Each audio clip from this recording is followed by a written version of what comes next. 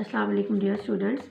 हम लोगों ने लास्ट जो लेक्चर था वो हमारा था फॉल इन डिमांड वाला, और उसके मैंने आपको जो causes of the changes in demand और शिफ्ट फैक्टर ऑफ डिमांड मैंने करवाया था। अब नेक्स्ट टॉपिक हमारा है elasticity of demand. Law of demand tells the negative relationship between the price and quantity demand. It means that the law of demand shows the direction of the change. क्या show करता है? Direction of the change, which is negative, but it ignores the extent of change. How much change? कितनी तब्दीली वाक़या हुई है ये नहीं हमें बताता. This law does not tell in what proportion the demand would change with the change in the price. किस proportion से price में change की वजह से demand. This law does not tell in what proportion the demand would change with the change in price. यानी कि law में ये नहीं बताता है कि डिमांड किस मतलब कि क्या चेंजिंग प्राइस में जो चेंजिंग वाक़या हुई इस डिमांड में क्या किस प्रोपोर्शन से तब्दीली वाक़या हुई है ये नहीं बताता. In certain good a small change in the price will bring about a very significant change in the quantity of demand, while in a certain order goods a very large change in the price produce a very small change in the quantity demand. So Dr. Marshall has to give the concept of the elasticity of demand.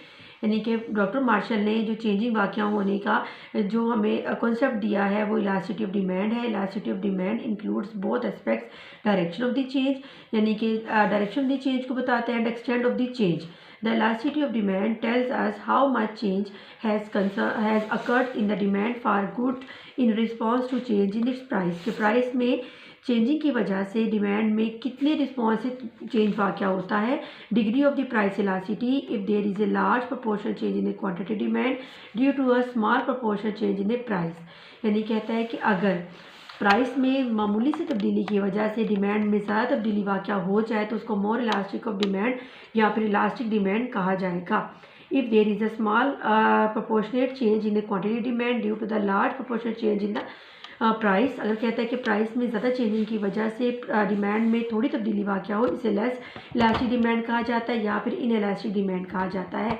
If there is a equal proportional change between the quantity demand and the price, it is called equal elastic demand or the unit elastic demand कहा जाता है इसको. यानी कि अगर दोनों में equally तब्दीली वाक़या होगी तो उसको हम इक्वल इलास्टिक डिमांड कहते हैं. इलास्टिसिटी क्या होती है? The degree of responsiveness, sensitivity और the proportionate change in one variable due to the proportionate change in another variable is called elasticity.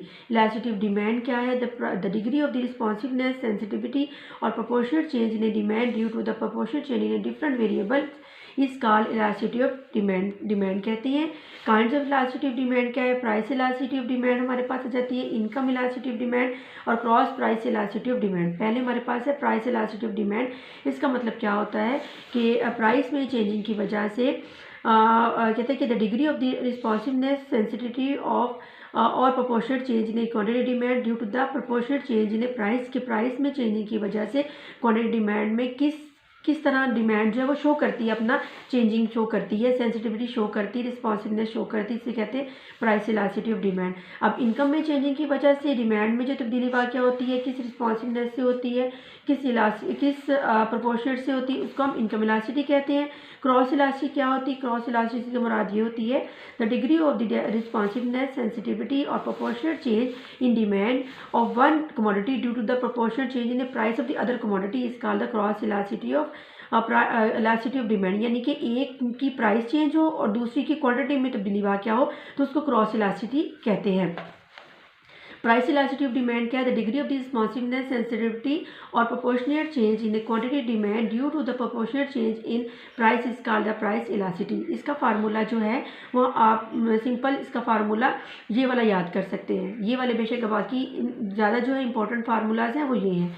यानी कि हमारे पास फार्मूला आ जाएगा प्राइस इलास्टिसिटी का, इलास्टिसिटी ऑफ डिमांड आपने E P price elasticity del Q divided by del P multiply by P by Q. इसका मतलब क्या हुआ?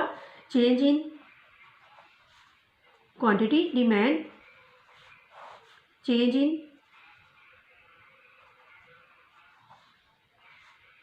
प्राइस, ठीक है, multiply by price of good divided by quantity of good. ठीक हो गया. इसको आपने E P is equal to delta Q divided by delta P multiply by P by Q. ये वाला इसका फार्मूला इसके साथ आपने याद कर लेना। हाँ जी, उसके बाद है measurement of the price elasticity of demand.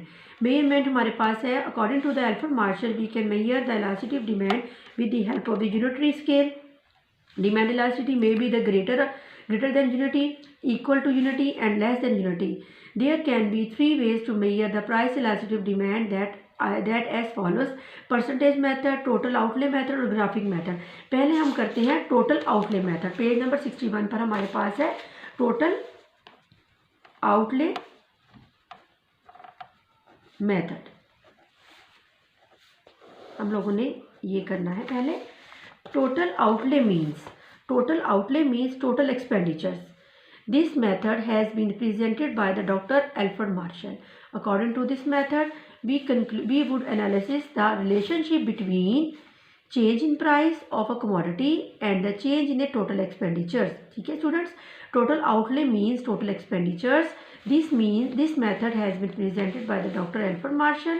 According to the method, we would analyze the relationship between the change in the price of a commodity and the change in total expenditure, यानी कि price में changing और total expenditure में जो changing होती है उनके दरमियान रिलेशनशिप को ये शो करता है on that commodity to determine the degree of the elasticity of demand whether it is greater than equal और less than unity.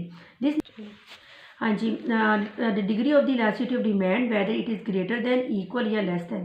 This method is also called total outlay, total expenditure or total revenue method. Total revenue is calculated by TR. Total revenue is equal to total expenditure multiply the is equal to price into quantity। ठीक है, कि जो कीमत हम दे रहे हैं और जो मिकदार हमें मिल रही है उसकी मल्टीप्लिकेशन को उसकी प्रोडक्ट को हम कहते हैं।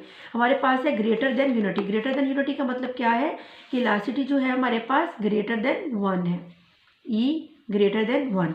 इसका मतलब क्या होगा कि आपकी प्राइस में चेंजिंग आपने कम करनी है जबकि क्वांटिटी डिमांड में आपने चेंजिंग ज़्यादा करनी है। हमारे पास प्राइस आ गई और क्वांटिटी डिमांड आ गई।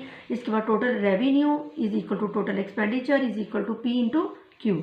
हमारे पास है 20 और 10, ये 2 और 6। ये देखिए इसमें हमारे पास इक्वली चेंज है 10 के, इसमें हमारे पास 4 का गैप आ गया। इट मीन्स हमारे पास क्वांटिटी डिमांड जो है वो ज़्यादा चेंज हो रही है और प्राइस जो है वो कम चेंज हो रही है। इसको मल्टीप्लाई कर दें आपस में तो ये आ जाएगा 40 और ये हो जाएगा 60।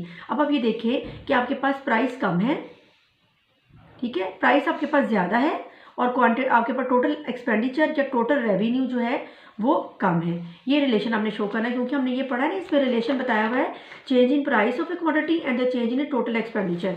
प्राइस हमारे पास इसमें ज़्यादा है फर्स्ट वाली में और क्वांटिटी जो है जो टोटल रेवेन्यू हमारे पास कम आ गया है। फिर प्राइस हमारे पास जब है कम हो जाती है तो टोटल रेवेन्यू या टोटल एक्सपेंडिचर हमारे पास जो है वो बढ़ जाता है। अब हम इसकी डायग्राम ड्रॉ करते हैं।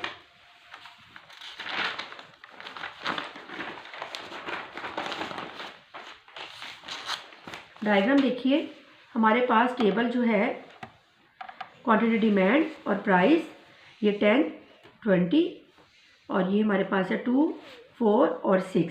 हाँ जी, हमारे पास प्राइस है 20 और क्वांटिटी डिमांड कितनी है 2। प्राइस हमारे पास है 10 और क्वांटिटी डिमांड हमारे पास है 6। ये देखिए ये फ्लैट आपका बनेगा, कर्व बनेगा। ये आ गया इलास्टिसिटी ग्रेटर देन 1।